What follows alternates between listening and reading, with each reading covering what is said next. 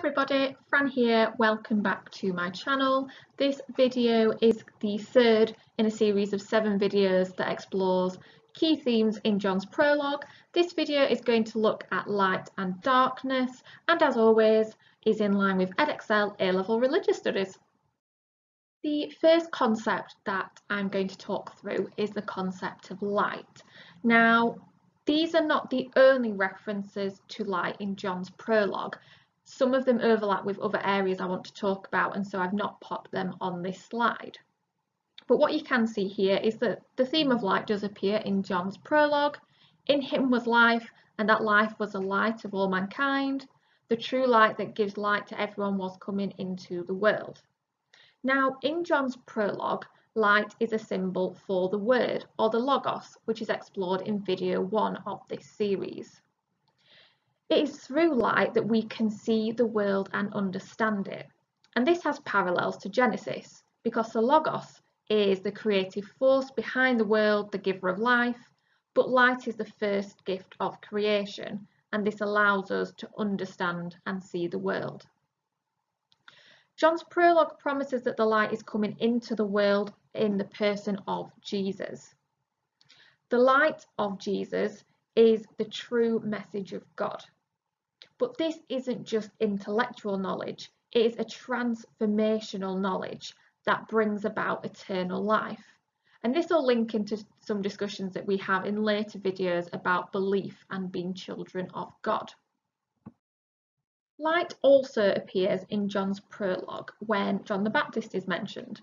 However, John the Baptist is described as a witness to the light, and it explicitly says that John was not the light. John the Baptist, that is. Now, the prologue doesn't mention this, but John the Baptist stands in a long line of Old Testament prophets who were witnesses to the light.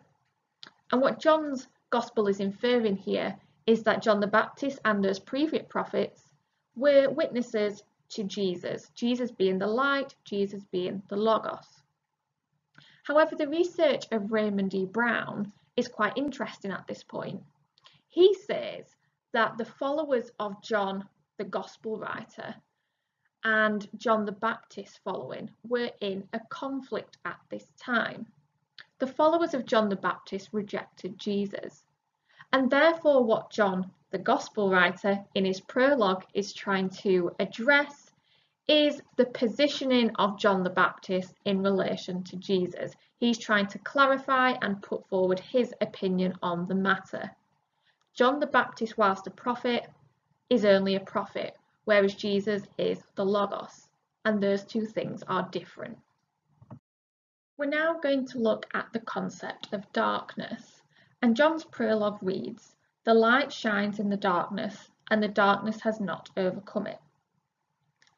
Darkness in Greek is skotos, and this means sin. Sin is a type of blindness, unable to see the light of God, or even just refusing to see it. Darkness is usually linked to those who reject Jesus, and what we often see across John's Gospel is Jesus interacting with people who may not have physical sight, but do have spiritual sight. And therefore darkness does have quite a lot of meaning across John's Gospel. And what you will see as you study this course, looking at topics such as miracles and signs, or perhaps conflict in the ministry of Jesus, is that this theme of darkness does keep reoccurring. Importantly, those who reject Jesus do not have spiritual sight, and they are in darkness for that reason. They cannot see the spiritual light in Jesus. Now, it is often the case in John's Gospel that it seems like the darkness is stronger than the light, but in the prologue, John is making clear that this is not the case. The darkness can never and never does overcome the spiritual light.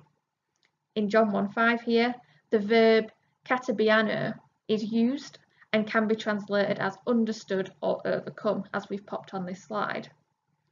The author of John's Gospel, which is a topic in itself in this course, intended to show that darkness of the world has not understood the Logos, but ultimately they will not overcome the Logos, they will not overcome the light.